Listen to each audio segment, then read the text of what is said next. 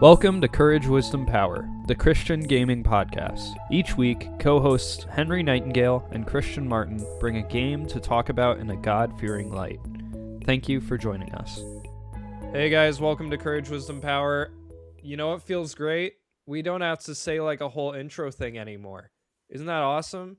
Because I just, that was the pre-recorded intro that just played before us. That's pretty great, don't you think? Yeah. Yeah, pre-recorded intro. It's great. Love it.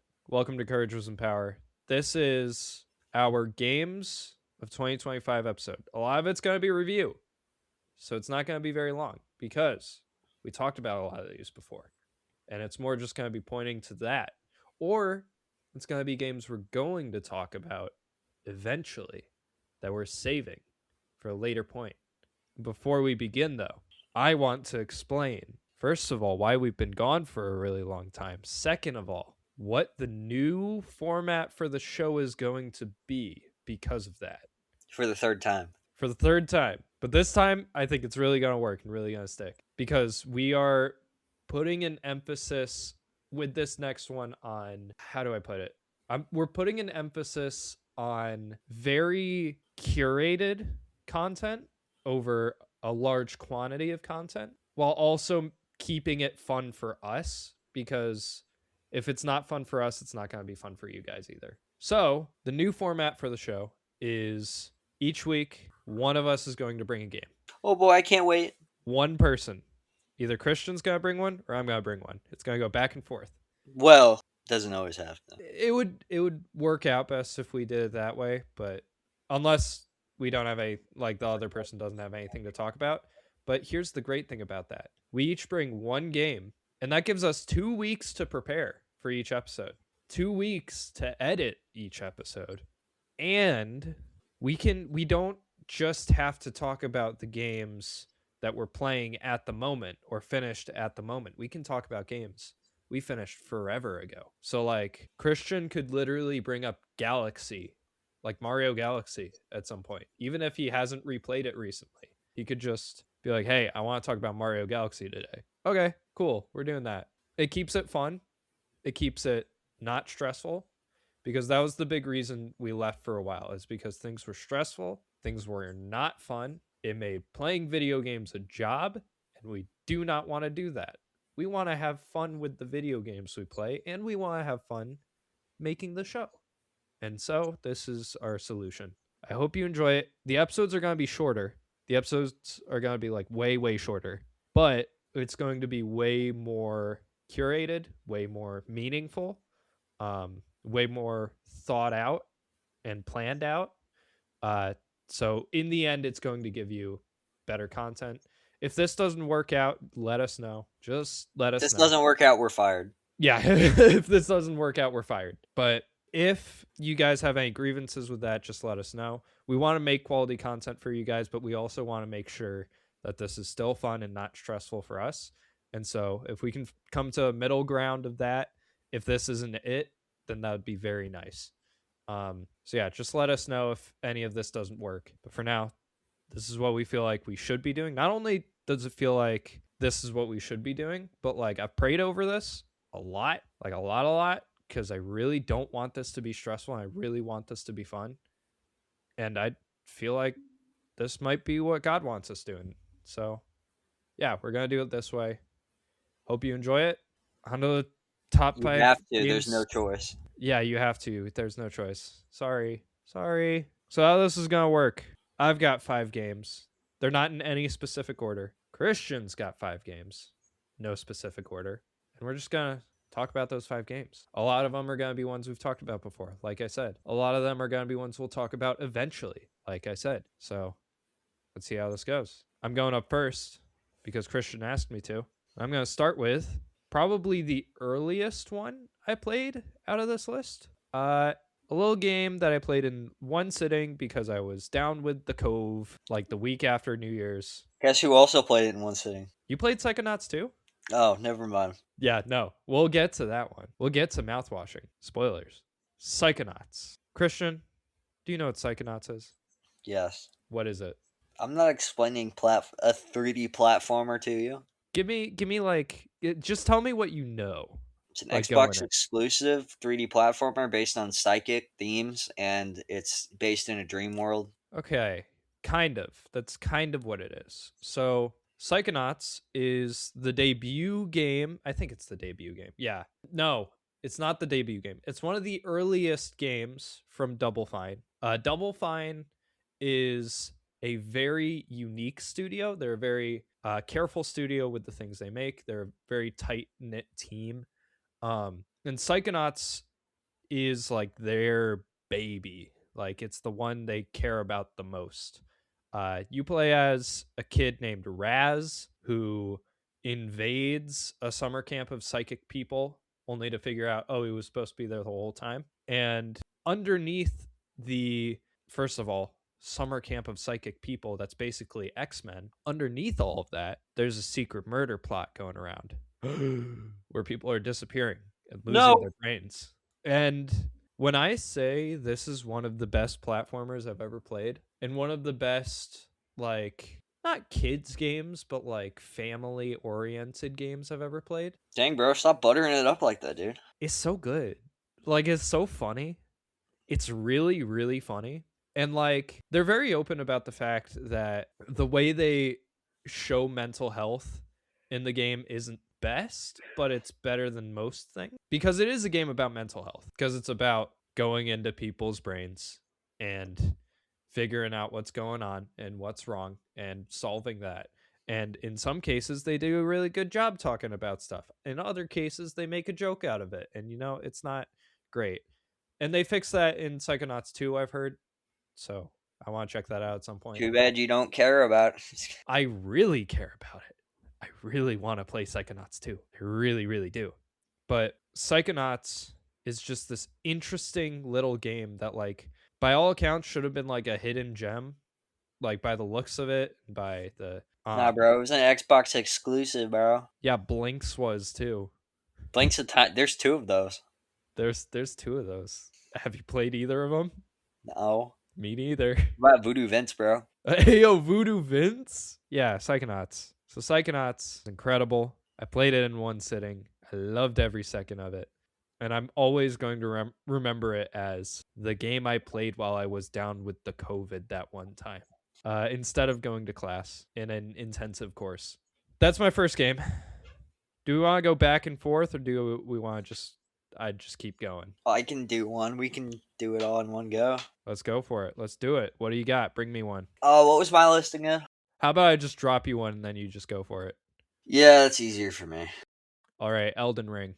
I'm not done with that yet, but You don't have to be done with it, but you can talk about Elden Ring. one of the best open world games I've played since Breath of the Wild. Dang. What do you know about Elden Ring? What do I know about Elden Ring? It's a Souls-like by FromSoft that had a little bit of help from George R.R. Martin. It's open world. Night Rain exists. The DLC is pretty cool. I don't know. That's all I Did I got. ever explain to you why the DLC's weird? No. Explain. No, that's too deep for today. Too deep for today? You want to save that for another day? But no, like I've never been into Souls games, and this is what got me into Souls games. I've tried to get into Souls games a lot, and it finally clicked for me after I kind of played it the way I wanted to, or I kind of bashed my head up against the wall until I beat bosses. Like when I say I'm new to Souls games, I've played the first boss of Dark Souls 3 and like Bloodborne for an hour, but this is the first game. This is the first Souls game I'm at the final boss in. Like I beat Millennia and everything. I did all the optional stuff. If you guys know how hard that boss fight is, Yeah. it took me 4 hours to beat Millennia. Goodness. But no, just the rewarding. Everything's rewarding. No matter where you go in the world, there's something for you to do there, and something that will help you in whatever build you're trying to do. And I just never found an area that was just there. Like everything was meant to be to go towards something. It always felt like I was progressing, even when I was dying over and over again. And then one of the best parts about it is the first area, Limgrave. As soon as you're done with that, it opens up to the next area, and you thought Limgrave was huge, and then you go to the lakes of Valyria, which is like twice the size of it. So it's like a whole opening up part of the game. It's crazy. That is crazy, dude. But yeah, I'm loving it. I think it's one of the best open worlds ever. I may even like Elden Ring more than Breath of the Wild. I'm not gonna lie. That's Okay, that actually is shocking. That's really shocking. Okay. All right. I did also just realize the other, because this whole time I thought it was not in our Steam library. I thought it was only in yours. And then I looked again, and I have access to Elden Ring on Oh, you PC. do? Like it's in our family. It's there. I can play it. Dang it, dude. It's there. Better install that. I will. I will. So Dude, I've got I need to buy another copy so we can play co-op, though. yeah, we gotta play co-op. I don't really want to. I don't know. Should I let you play it by yourself? Let's. Just to test the waters, see what I can do. Well, I need you to. I need you to like. I need to like have you like screencast so I can help you figure out a build. Okay, So you that's don't fair. kill. Unless you want to like destroy yourself over and over again until you figure it out. No, I do not want to do that. My English teacher was just talking about that the other day because we brought up he in my lit class. It's very cool. He talks about video games as an art form for storytelling. Pretty great. But he was like, "Yeah, I play video games. I lasted 6 minutes in Elden Ring before dying. Pretty proud of that. It was great. He's so Was chill." he on the Soldier of Godric fight, dude? Dude, I mean, Soldier of Godric ain't easy, dude. I did it. Yeah, it's stupid, dude. It's literally like a basic enemy, dude. He's so easy. He's so easy. Yeah, until you go outside at the cathedral and there's that stupid sentinel knight, the tree sentinel on the horse, and he one Yeah. shots you. Yeah. So just so you know, when the episode comes around where we do actually fully talk about Elden Ring, I want to have us both played it, probably. that's fair. That's fair. And also, I will be expecting a deep lore focused reading of the theology and theological message of Elden Ring. I'm kidding. This is a joke. Dude, they I'm have a book completely joking. of compiled of all the lore. I kind of want it, dude. That's so cool. That's so cool. Isn't it like produced by Vati Vidya too? Yeah, Yeah, I've seen that. I've seen that book. It's I kind of cool. want it. It is really No, cool. dude, the Elden Ring lore is insane. I need to sit. I've sat down. I need to sit down and watch all the freaking videos on it. Uh-huh. It's like hours of videos, but I've heard they're good. So No, they are. It's. I I wouldn't yeah, look into the lore until you beat the game, though. that's fair. That's fair. I'm not going to tell you very much about the game either. I don't want to tell you too much about it. I will tell you, I would play it in the way where you beat an area and then you go, all you should look up is what area should I do next, and then just go there. And then Okay. don't look up anything else about the area. And then look up, like, if you get completely stuck, look up what you need for progression. But other than that, just go in blind. Like, Okay. if like there's certain medallions you have to get to certain areas. I would look up the locations of those, and it'll take you like years to figure out where the medallions are. Oh, for real? Unless you find the hints, which I don't even know where the hints are for it. So Dang. Yeah. no, when I play with you multiplayer, I'm gonna use the magic build. Like, I've never used a magic build before. Right now, if anyone's played Elden Ring, I'm using a bleed build with Uji Katana, and I'm a samurai, so I basically inflict so much bleed that it halves the boss's health in like 10 seconds. That's awesome. Cuz And then I run summons. So paid on me. I run summons. I'm sorry that's they gave you that, so I'm gonna play the game with the resources it gives me. that's so real though. Like And yeah. I use mimic tier. I'm not ashamed to say I use mimic tier, Uh-huh. which is literally a clone of me. And also in the game for you to use. Yeah, Like yeah.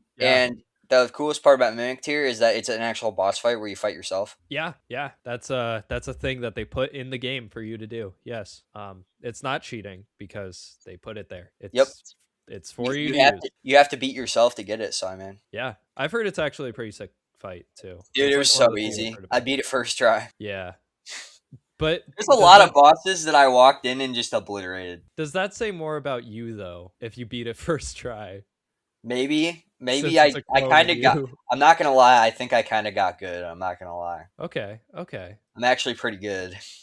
Okay. Except for the So final boss. I'm stuck on the final boss. So. yeah. So I remember a while back you said that you started Bloodborne. Is that gonna go any further? Oh yeah, no. I'm gonna play Soul. I'm gonna play through all the Souls games probably. Nice. I Cool. bought a Crab's Treasure. I'm gonna play that. Another Crab's Treasure. Not I gonna heard lie. that one's great. That's probably gonna be my next Souls game, dude. Yeah. I mean, you already know you like the studio because, Peak. Yeah. I want to check that one out too because I like the studio for more than Peak. I played Going Under and I really enjoyed it. I like that studio style. They're cool. But I mean, like I said, for Elden Ring though, I'm not even done yet. I still got to beat the final boss, and I'm playing through the DLC right now. How is the DLC compared to the rest of the game? Eh, it's not as good. I mean, Mm, it's not as good. I mean, I think the main game's better crafted, but I mean, I'm still enjoying myself. I've only gotten through the first area, and I will tell you the first boss in that area is really cool because it's like a Japanese dragon parade or Chinese dragon theme parade I've based boss heard fight. so many good things about that from you specifically. I beat it first try, but I mean, it was sick. Like, it Uh-huh. was supposed to be one of those bosses. I looked it up afterward. Oh, by the way, I don't recommend you look up, is this the hard, is this supposed to be a hard boss? Because then it'll be discouraging. I think you should just go in and be like, not know if it's supposed to be a harder one or not. Just Okay. play it. And then at Okay. the end of the game, just look up and be like, oh, that was supposed to be the hard one? Oh, I blew that away. Because there's quite a few that I beat that was like, oh my gosh, this is the hardest boss in the game. And I obliterated them, and then there's other bosses that are like supposed to be super easy that I got stuck on. So Epic. Okay. That yeah, I'm really excited to go into that because I'm I'm going to use this as a really good transition later when you're done talking about this, but I really enjoy it when there's a game that people tell you to not look up anything for, but you have a friend who knows exactly what to tell you about that game. I love that. that's why I kind of want to play with you, because I even sit there and watch you play, dude. Yeah. Yeah, Like, that's fair. I like the game that much that no, like I really, for some reason, it's like the only game that I feel like I could play forever. Like, Yeah. I could sit there, if you gave me one game to play forever, I'd play that. I'd play Elden Ring. Okay. Not Okay. gonna lie, I completely, that is literally moved from maybe my top 10 to my favorite game of all time. Like, actually, That's really really exciting. That makes me really excited. it's the first time a Nintendo game hasn't been my favorite game of all time. So, That's actually insane. All right. because it Got any literally Yeah, gave me the feeling of Breath of the Wild again, but so much more. So, and it that's still is crazy. consistently through It the still entire is. game. Wow. So, Real question, are you going to check out Night Rain? I do, but I need one more person to play. So, it's a Oh, do you trio. have Night Rain? It's a trio game. Yeah. Do you have Night Rain? No, I want to play Night Rain though. Ah, I okay. just need to train up two people that are good to get good with me though. Like, you need to Mm, get on my, what, I'm not even saying I'm good. I'm just saying you need to get at least on my level so we can all suffer together. that's fair. That's I'm fair. not going to Yeah. say that I'm good. I'm just saying, like, so we all are equally trash, but we also know Yeah. because you got to know how the builds work to play the game. Yeah. So, That's fair. That's fair. All right. Got anything else any other wisdom to drop on us? Any final thoughts? can't wait to talk about it when Henry plays the game. Heck yeah. Heck yeah. I'm so excited. Hopefully All it right. doesn't fall flat like freaking the next game did for you. Speaking of the next game, speaking of games where it's recommended to not look up anything at all, but also consult with a friend who's played it already so they can tell you the way to bonuses and secrets and stuff. So we got a few surprise drops this year. I'm not going to talk about the one that everyone else has talked about because everyone else has talked about it, and also I haven't played it yet. I have not played Silk Song. I'm planning on it. I will eventually, but I haven't yet. I'm talking about Deltarune chapters 3 and 4, specifically chapter 4. Chapter 3 is great. I will say that right here. Chapter 3 is awesome. I loved it. I thought it was so fun. Chapter 4 is one of the greatest RPGs I've ever played. Disgusting. Chapter 4 is actually incredible. So, a little background. Deltarune is a semi-sequel, semi-spiritual successor, semi-multiversal thingamajiggy of Undertale. This was actually the game that Toby Fox wanted to make first. It's just Undertale was like his, I want to figure out how to make games first before I make this. Which you'd be surprised by how many like big indie games are just I have a different idea of something I want to make, but this is what I'll make while I learn how to make games. Like, that's what Slay the Princess was. I learned that not too long ago. Slay the Princess was we're just learning how to do this first. And then now they're working on a different thing called Scarlet Hollow. It's an episodic thing. I've heard it's really good so far, but I haven't checked it out yet. But Deltarune's in a very, very similar place.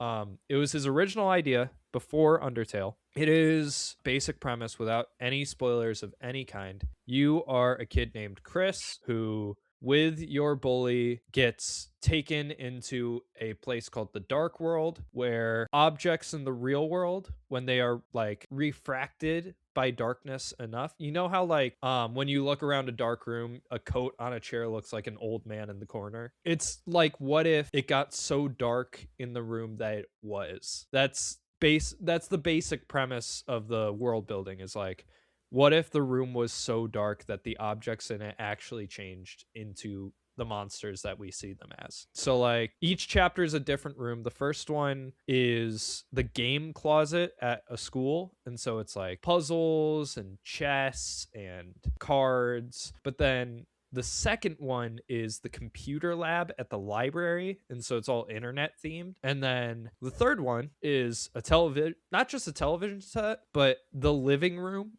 of your home. And so there's your television, there's your childhood toy, there's your NES. And so like they do a bunch of classic Zelda stuff, like a ton of classic Zelda stuff. So you'd think chapter 3 would be my favorite because of that, but it wasn't, because chapter 4 is in a church, in a sanctuary, and it is I am delivered. It's in a sanctuary, so the different monsters are like chandeliers or angels, or they're the images on stained glass windows, which they do a ton with like stained glass, and a ton with prophecy. They do a lot of really interesting things with prophecy and like how accurate prophecy can be. And like they're really sticking with the prophecy is prophecy, this is how it has to happen, which is really interesting, because that is a complete 180 from what Undertale is about. Because Undertale is about choice. Undertale is about human choice. Do we go good, bad, or gray? And Deltarune is so much about, well, actually, what if you didn't have a choice? It's like this back and forth between free will and sovereignty.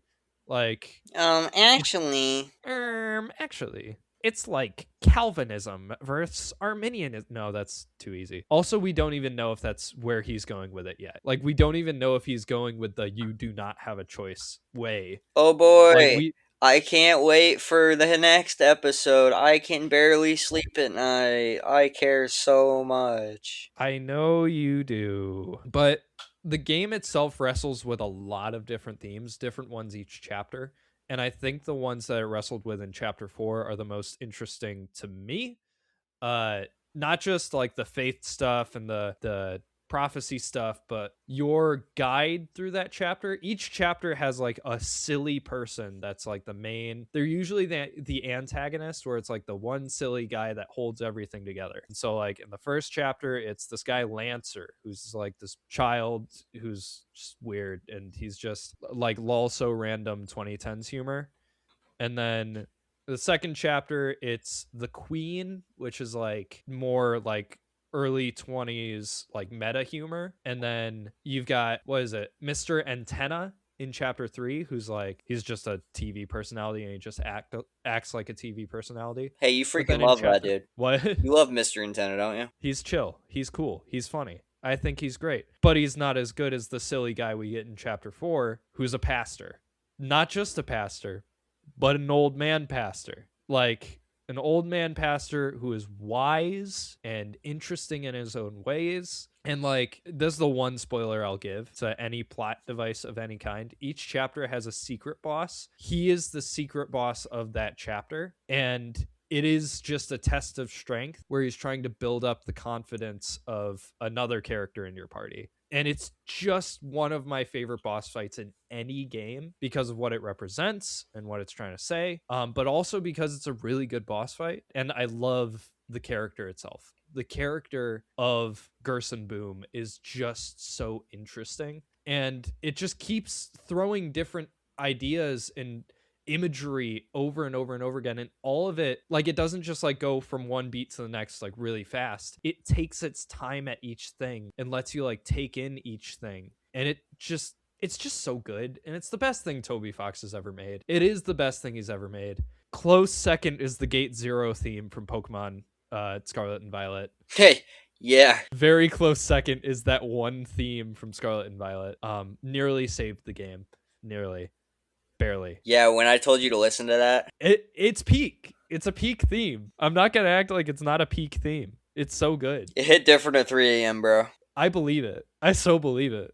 But I can hear the reason Gate Zero is so good though is because I can hear so much of what he does with the themes in this chapter specifically. No, give him one thing that I appreciate about his games is I do think the soundtracks are good. The soundtracks are always just so good. He's got this like 3-part theme because the Dark Worlds in chapter 3, there's not chapter 3, chapter 4, there's technically 3 of them, and so each one of them gets a slightly altered version of the same theme called the Sanctuary. That's kind of what they did with Pokemon though. They had the battle theme that as you go deeper down into the hole it changed. Yeah. And yeah, the Sanctuary theme is just so good. Also, if you hear anything in the background, the guys on my floor are playing real life Minecraft Bed Wars right now.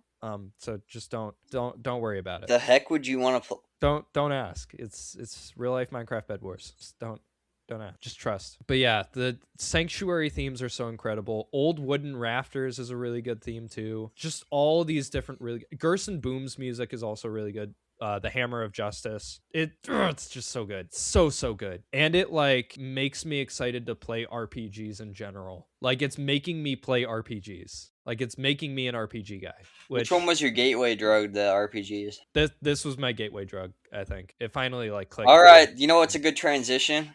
Yeah. My gateway drug to RPGs. Go for it. Go for it. Guess what I played? I mean, you've only mentioned it a million times. Probably my third favorite game of all time. There's a lot of shifting in my list. I played a lot of like amazing games the past year. Yeah. So you've had a good last year of games, yeah. Well, every game I've played I've been like, holy crap, I've never played a game like this before. Like every single one I've played is like what this is possible, like you can do this. Like everything's expanded like what I've perceived as a game. So yeah. Like with Elden Ring, it was more like, wow, punishment's fun. Yeah. Like punishment can be fun and rewarding. I can be a masochist. Death isn't a penalty; it's a reward. Yeah. And for Final Fantasy VII, it was really wow. Games can have better stories than movies. Dang. Games can have deeper stories than TV shows. Yeah. Games can have characters that I actually care about and reflect on. Yeah. Games. Tell us about games can make me feel things. Yeah. Yeah. Tell us about your first journey into the world of Final Fantasy VII. And I hate to like say, oh, I played it. What usually they're in a game. There's usually like, oh, the reason I kept going is because of the gameplay, not the story. Oh, the reason I kept going is because of the story, not the gameplay. Both of those, that balance is so good that there is no like what kept me going. It was I was looking forward to every fight and every story beat every single time. And I feel like they expanded it so much from the original game, which I've actually watched like all the differences, so I know. But everything they expanded in is is beneficial to the world building, and and the combat's amazing compared to the original. Probably, I would consider them both to be I mean, they're completely different things, but I would consider the newest one to be more enjoyable than turn-based. Which, with the original, it's not even turn-based. It's like a slightly altered version. It's the ATB system, which whenever you check out the original, you'll see the difference in it. But it's definitely something that stands very separate from what Remake is doing. That's why I'm not going to say it's inherently better. Yeah. But I prefer action RPGs in general. Yeah. And I really like the way that Final Fantasy VII did it because it still feels mostly faithful to the original because they keep a lot of the systems in just in a weird different way, and they don't do what Crisis Core did. So I mean that's a plus. Crisis Core is not on either of our lists. They make you care about characters that don't matter in the original game. Yeah, and I'm still trying to figure out what they're cooking on with the sequel right now because I'm playing through that right now. Yeah. And I just want to break in and give you a little bit of news I saw literally yesterday. They announced that the third part's going to be on the same engine. Yeah, I know. So you're going to be able to run it. You're good. Well, I would be able to run it anyway. Why'd you be worried about it? I bought a brand new graphics card, dude. That's true. You did. There's no way I won't be able Anyways, to run it. I have a brand new computer now. yeah. Anyways, continue. Yeah, so like the set, I love the like that they changed the story. I mean, a lot of people probably hate it. I know a lot of people hate that they changed the story, but I feel like it was beneficial for them to change story beats because it's a more of a modernized take anyway. Yeah, And they wanted the fans to not just see beat for beat over and over again. They wanted them to be surprised. That's why they didn't really show any of it in the marketing until the game came out. And that's something I can really appreciate that the developers did, because like that's it takes a lot of guts as a AAA studio to do something like that with something like special, like the seventh iteration of Final Fantasy. No, I do really respect that, even though I didn't grow up with the original game. But I yeah, think that the changes are meaningful and they improve most of the experience of the game in the long run. So like I yeah, said, it may be a 70-hour game, but it's still disc one. And I think that they built on disc one a lot in very meaningful ways. And they really, really helped you they really, really gave the time to let you get attached to characters that you really didn't care about in the original game or had like barely any lines. yeah. And there's a lot of mini game enhancements. Yeah. It's yeah, and you're right in saying like it's pretty controversial to say like yeah, I love this everything that it's doing, all the changes, but it cannot be understated how bold those changes are. Yeah. Like it's not just like, oh, this was mistranslated, so we're gonna do this, or this was like, oh, this didn't age well, so we're gonna change that out. Like, no, it's total changes to the story, like completely new changes to the story. And And that's why I guess it yeah, gets to a point which I haven't got to yet. I understand in the second game, I'm not to the point yet where it gets almost so different that people are wondering if the third game's even going to be the same. yeah, So which is crazy. It's just crazy. because so far in the second game, I'm probably like 40 hours in. It's been beat to beat with the original, Mm, and then all of a sudden, I just hit a point where it's starting to change again. yeah. So Yeah. And yeah, I just watched a video like right before we were recording that was about adaptation and like what kind of adaptation is the best. Is it the one that goes completely left field? And like the guy in the video, it was Patrick Willems. He was talking specifically about Mario, and so he was like there's a spectrum to adaptations. There's the newest Mario movie, the 2023 Illumination one, where it's everything is as Mario as possible. There's no changes or anything. It's just Mario is Mario. Everything is exactly how it is in the game. And then on the other side of the spectrum, you've got the 80s Mario movie, the live action one, where it's completely left turn. Everything's totally different. And to put something like somewhere in the middle area, like with Final Fantasy VII Remake, is really bold, but it comes out with a lot more interesting of a product. yeah, because who wants to just play a perfect game, one of almost perfect game again? Like Yeah. I don't want to play. That's what I hate about remakes. I don't want to play the Mhm. same 10 out of 10 game over and over again. I'd even rather play an 8 out of 10 game and have it be a fresh experience than play a freaking 10 out of 10 beat to beat remake of a perfect game. Yeah. So, Which that makes me think of like what Capcom's been doing with Resident Evil yeah, of like Sure 3 wasn't as good as the original, but it was still a different game. It was still fresh. It still felt new. yeah. And like Resident Evil 2 remake, amazing. They did Resident that Evil one 4 right. remake, That they also kind of took amazing. Yeah. three just hit different. Two actually Uh hit in the right places, I think. And then yeah. four came back and made almost four is like four they kind of overcorrected and made a beat to beat. So Uh from what I've heard, it's like the main plot points are beat to beat, but everything in the middle is completely different. Like there's changes in it that are made specifically for the people who have memorized Resident Evil 4 to make it fun for them. And I think that's a lot of what Final Fantasy 7 Remake is doing of like this game is going to be made for the fans of the original but who want also something it's made for new audiences. also made for new audiences like you. Yeah. Yeah, but let this be a call to action for more interesting adaptations, not just the same thing again. Yeah. I'm trying to think of Let's another adaptation that's like that that's completely different. uh they what was it? In the video they mentioned what was it? I'm trying to think of like the more interesting adaptations where they got experimental. They went with Into the Spider-Verse, even though that's not a direct adaptation of anything. It's an adaptation of a character that's just very different from everything else we've seen of it. There was the Barbie movie. Whether you liked it or not, it was an interesting take on the character. I forgot what the other one was. Oh, the Lego movie, where it was like, yeah, here's the basic premise, but here's something completely original. I can't think of anything else in the game space, but that's what I'd think when I'd think like an adaptation that like mixes it up. Because I feel like if I was thinking of a Nintendo remakes, they're all B2B. There's no. Oh yeah, I don't all think of them are just remasters. Yeah. like I have. Well, most of them are remakes, but most of them are from the ground up remakes. Oh yeah.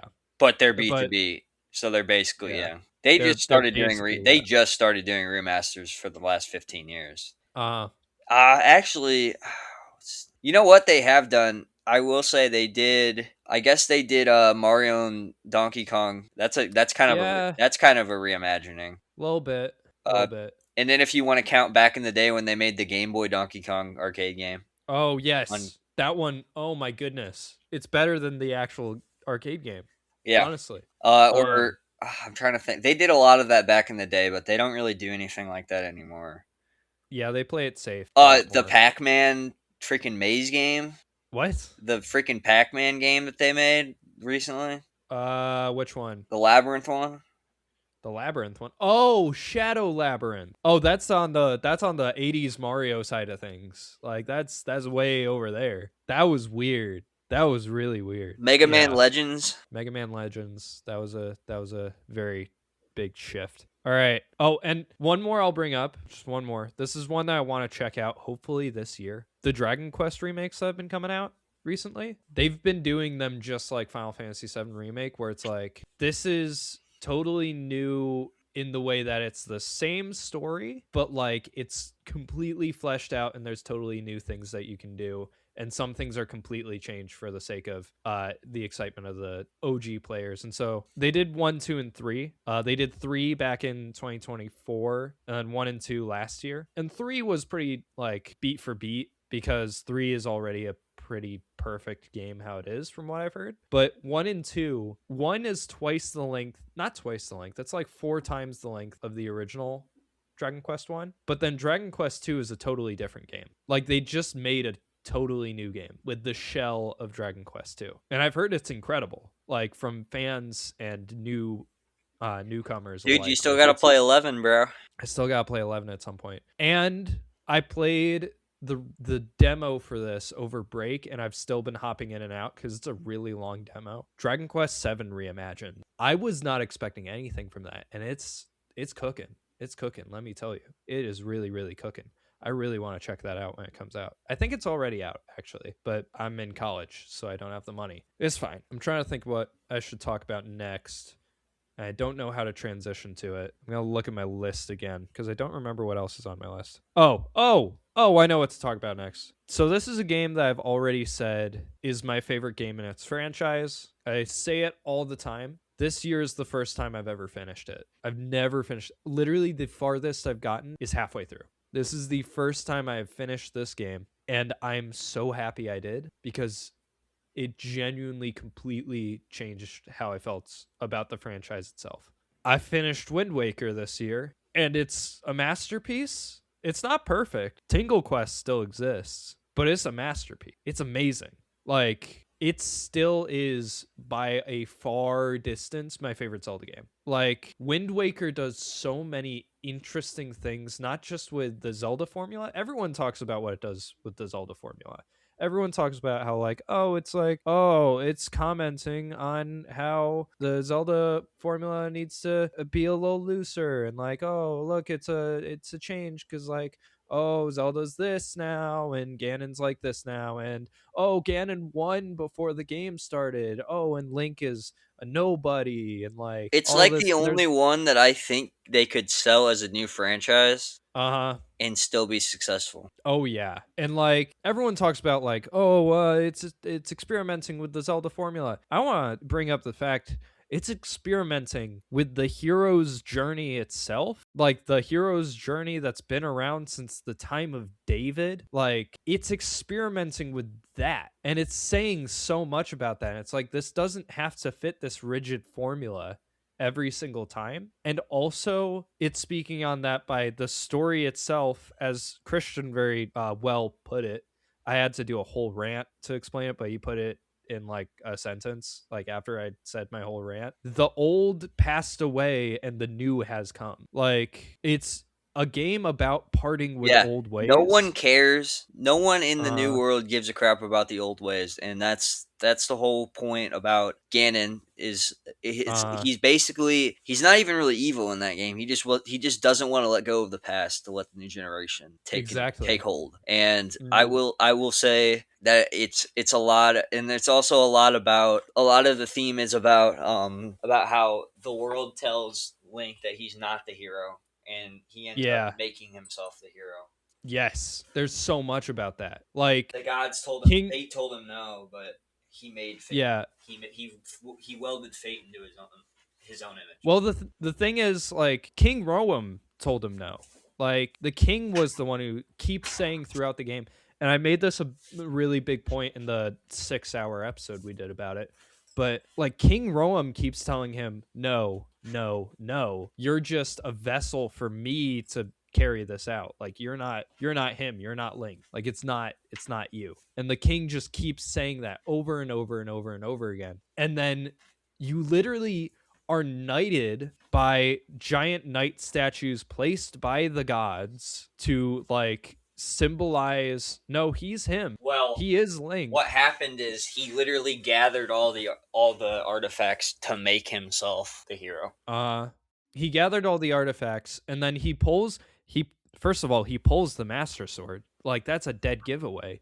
But then all the knight statues around the master sword knight him. Like, they put their swords down and knight him. So he literally seeks out. He literally digs the Triforce up and then gives it to himself to make himself the one. Yeah. And it's really, I really just cannot stop. Like, every single time I think of this game, I cannot stop thinking about the last things that the king says to Link and Zelda at the very end of the game. He just says, like, you're like, don't stay in Hyrule. You're a new generation. Go find land elsewhere. Like, you're not tied down to Hyrule anymore. Go. And like, that is such an incredible thing of like leaving the old behind and bringing in the new. It's just, it's so good. And like, I know, like, it's not trying to be Christological.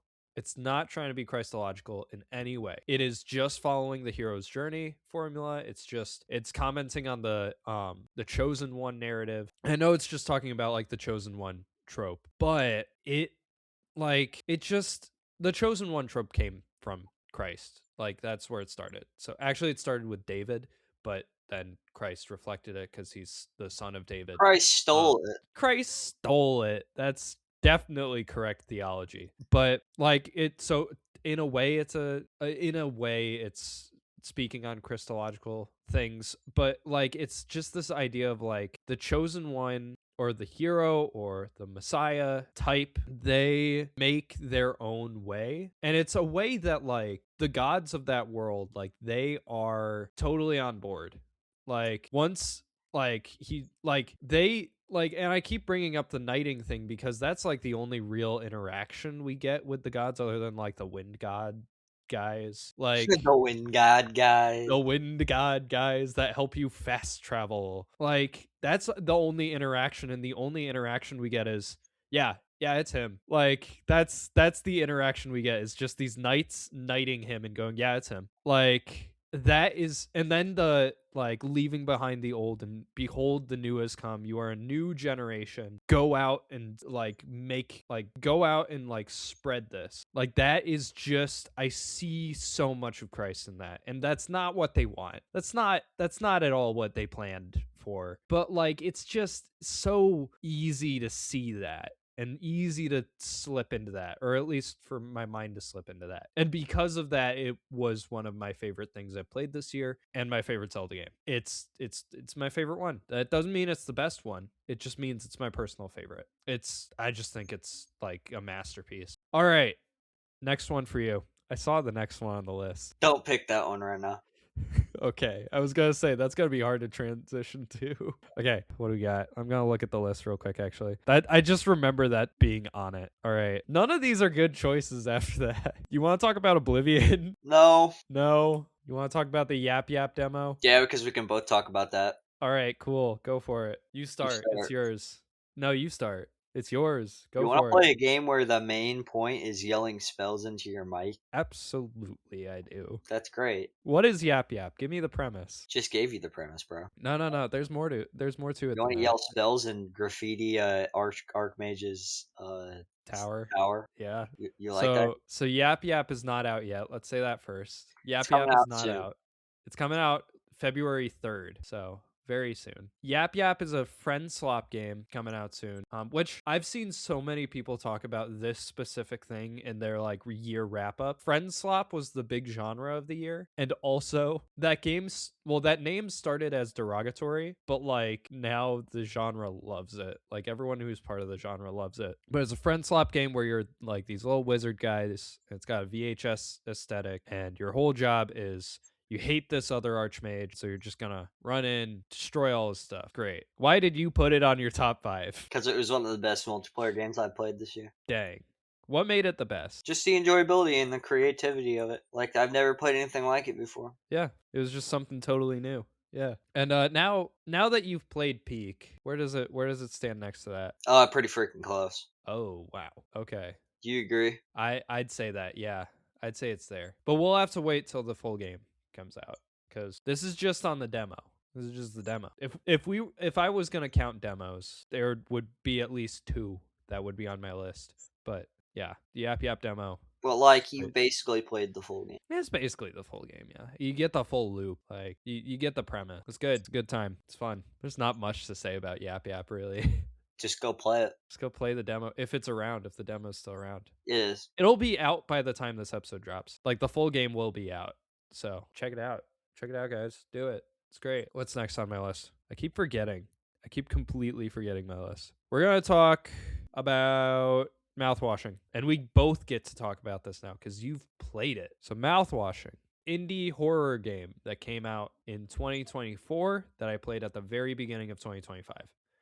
Guys, how did you come to find this game? I heard about it and I was like, oh, that's pretty neat. And I told Christian about it. And I was like, dude, that game's going to mess me up if I ever play it. And then my birthday comes around and I look at my Steam account and guess what was gifted to me right there? The game that I just said is going to mess me up. Yeah, it's great. It's great. Not only did it not mess me up, it's one of the best short indies I've ever played.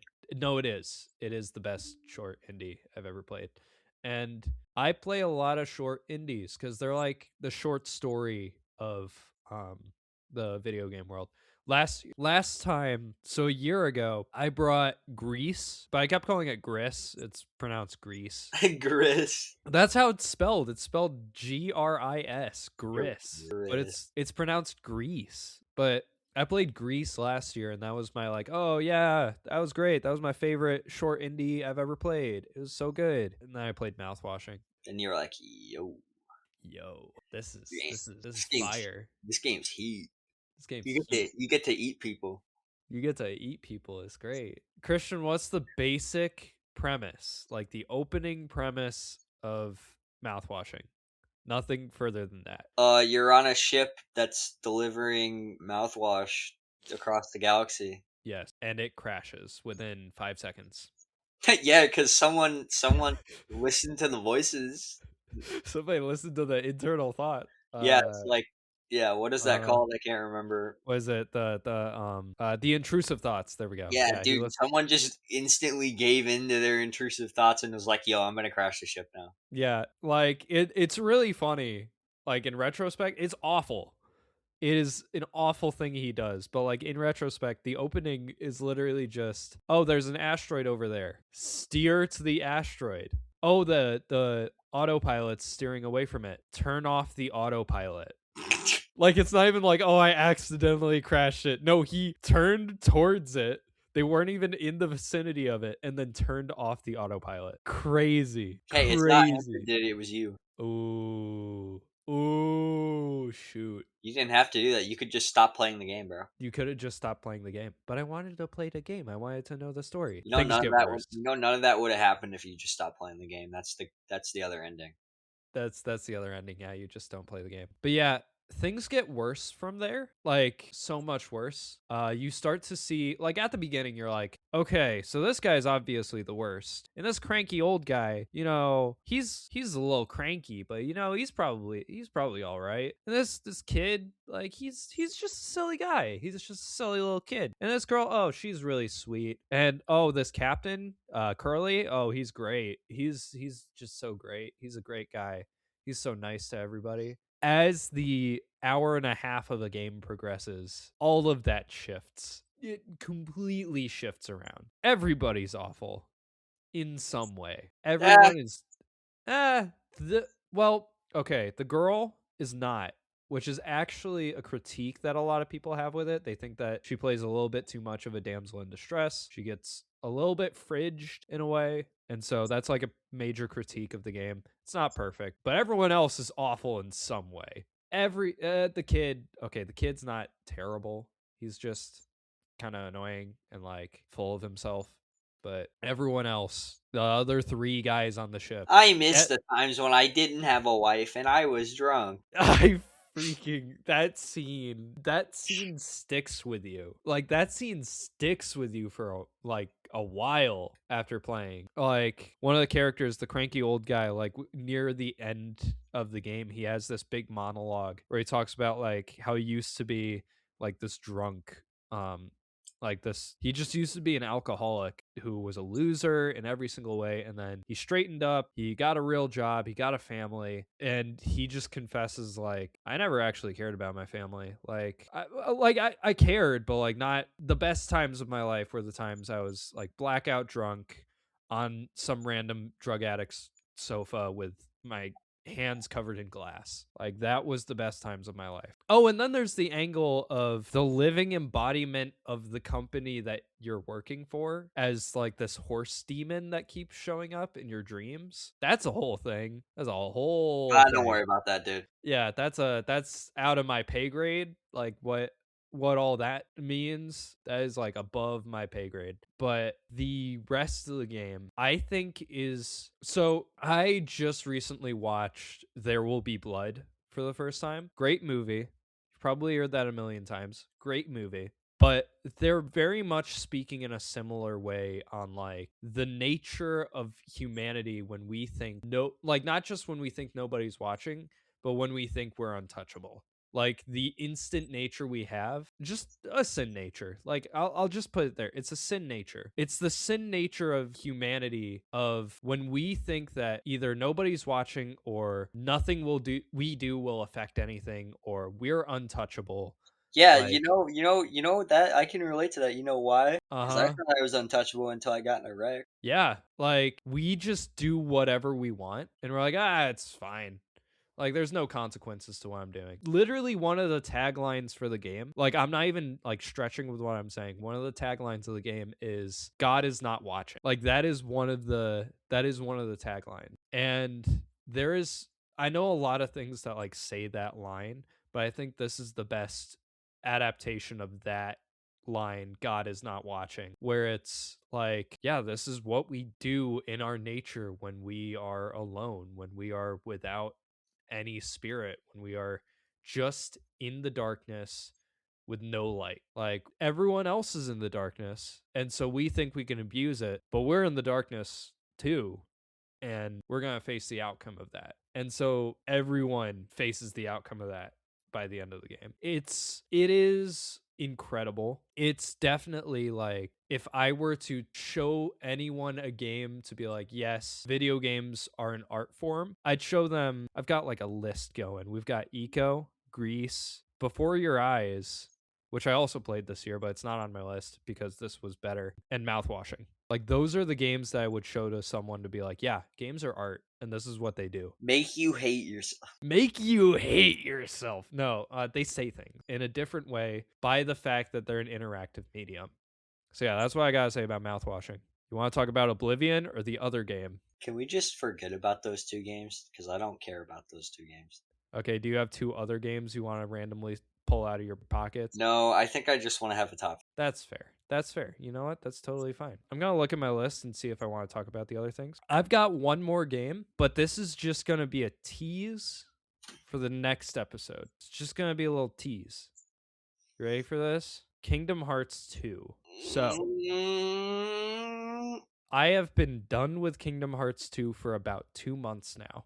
And I talked about Kingdom Hearts 1 like right after I played it. I was like, "Oh yeah, this is pretty good. I'm really excited to play Kingdom Hearts 2 now." Like, "Oh yeah, I really enjoyed it. I thought it was really fun. I thought it talked on some interesting things. It was really cool." Kingdom Hearts 2 is one of the greatest things I've ever played. Kingdom Hearts 2 is incredible. Like, it's more than just games can do that. It is I didn't know a game this popular could be this daring in the turns that it's going to take. The intro sequence to the game is like 3 hours long and is a totally different game from the rest of it. Like the opening sequence of the game is totally different from the rest of the game. And it's one of the best opening sequences I've ever played. Not just because it's like, oh, that's really interesting that they did that, but the things they do thematically with it are just so like one of a kind. I've never seen them do that before. And like the Disney worlds are great, but the Disney worlds also all serve the purpose of the greater message that it's trying to tell, which is so shocking. Even the fact that like, oh, you have to go to every Disney World twice. Like there's the first adventure with them and then you come back later for a second adventure with everyone. Even that connects back to the overall theme that's being told. And it's just not just like the story is great. Like I know I've been talking about story this whole time because that's my thing. I love story. I love digging into the stories of stuff. I like digging into the themes of stuff. The gameplay is so good. The gameplay is actually so good and it gets better as the game goes on and as you unlock more abilities. It's so solid. It's so good. Final Fantasy VII Remake got its gameplay from this. This did it first. And it, gosh dang, is so good. I'm going to save the rest of what I have to say, which is a lot for the dedicated episode we're going to do about it. Literally next week as of when this episode drops. Not next week as in like when we're recording, but like next week as in it's coming out.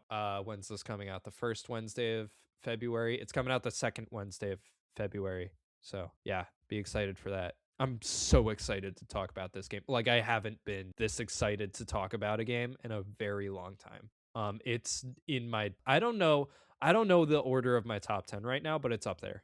It's definitely on there somewhere. And I'm really excited to get back to Birth by Sleep eventually, but I gotta take a little bit more time to recover from Kingdom Hearts 2 because it was just I just gotta keep thinking about it. I'll get to Birth by Sleep and Dream Drop and 3 Dream Drop at Distance. some point. I will say I'm not doing the like I'm playing a new Kingdom Hearts game every month thing anymore. I'm not doing that Dream because Drop Distance, dude. yeah, but I said that I would stop the monthly Kingdom Hearts thing if I got Persona 3 Reload for Christmas. And guess what I got for Christmas? And I'm playing currently Persona 3 Reload. It's freaking heat. I'm so ready to talk about it when I'm done with this 90-hour RPG. On what? What are you planning on? I'm playing on PS4. I'm playing on PS4. Pretty solid on PS4. I mean, it's the same engine as Persona 5, so it's like it's not demanding in any way. So, But you could be running it on the PS5 Pro. Whatever. Persona 3 Reload's great though. I'm really enjoying it. It's the only reason Persona 3 Portable is not on this list is because I'm playing Reload right now. And it's so much better in every way. Like Portable's nothing compared to this. All right, that's all I got. Do you want to like reveal your other two games as like honorable mentions real quick? No. Oblivion, and you're just too embarrassed about the other one. What's up? Don't say anything. Okay, I won't say anything. Just act like there was not a fifth game in this list. cool. I'm gonna gaslight y'all so hard. All right, let's look ahead now. Let's look ahead at the games. Just real quick before we finish. Like, let's look ahead at what we're going to be talking about soon or eventually this year. I'm going to talk about Kingdom Hearts 2 in the next one. Christian, what game are you bringing? Just to confirm. I don't want to say it myself because I want to make sure you're still wanting to do that. What game am I bringing? Alpha Sapphire, are you still doing that? Yeah. Okay, so he's bringing Alpha Sapphire. Very excited to hear about that. And then what else we got? I'm working on Persona 3 Reload right now. I said that. Christian said Elden Ring is gonna happen this year. That's gonna happen. Yeah, as long as you play it. I'll play it. If I get access to it, like if I get $60 from heaven or something, I'll do Dragon Quest 7 Reimagined too. Dude, I'll do that. I want you right now live. Are you on your laptop or your computer? I'm on my computer. You You need want to me to install it? Yes. Okay, I'm pulling up Steam. I swear, if it goes big picture mode, I'm gonna go. It's not doing big picture. Okay, we're good. We're good. Oh, but I have High Guard installed. What the freak is that? It's that new hero shooter that just dropped that like people were calling, what is it, Concord 2? I want to check it out for myself so I can have my own opinion because it's free. It's probably going to suck, but it's probably going to be awful. It's probably going to be a disaster. Okay, where's Elden Ring? Where are you? You're welcome. We'll also be posting a lot of Patreon bonuses in this next year.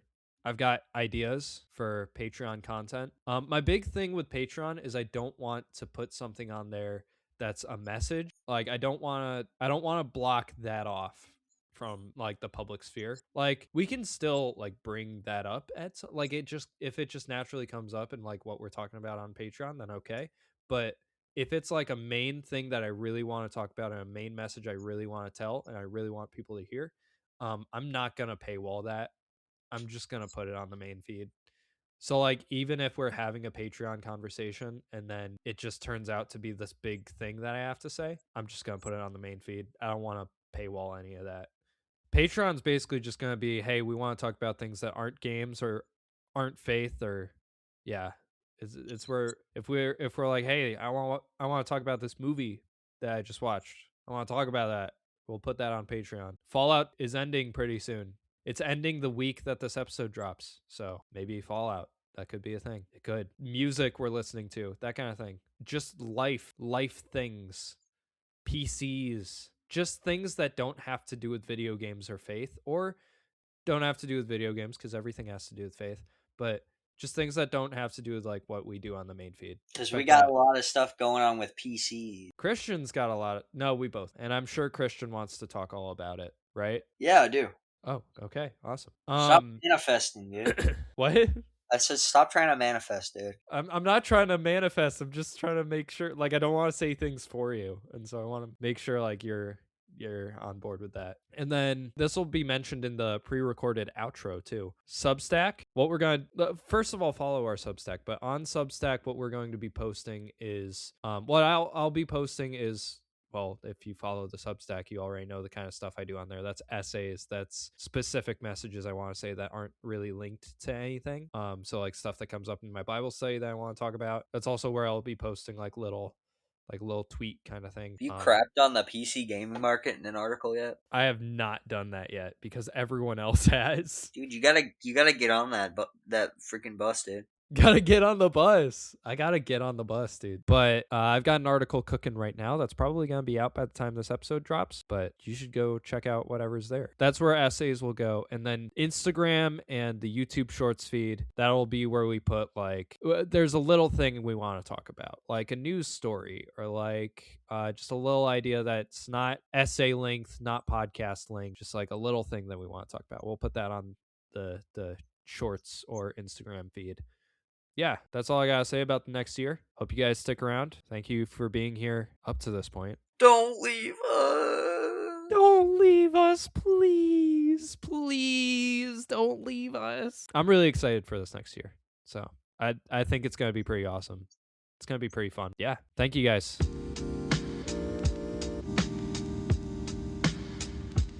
Thank you for listening to Courage Wisdom Power. If you would like to support the show, add us to your prayer list. You can also join the Patreon and you will receive exclusive content. You can also order our merch, which we have made available through our gracious partner, Redbubble. If you enjoyed this episode, join the Courage Wisdom Power Discord to fellowship with other listeners. We'd really appreciate it if you shared the show with others that you think would enjoy it, as we are a word-of-mouth show. Credit to Rylan Anderson as our graphic designer, and R. Snider as the writer and performer of our theme songs, who you can follow on whatever music service you use. If you'd like other places to follow us, find us on Instagram, Substack, YouTube, and Steam. Remember to have the courage to stand up for the faith, the wisdom to speak God's word, and the power to live for the Lord in everything we do, because just by listening, you are furthering the goal we set out to reach.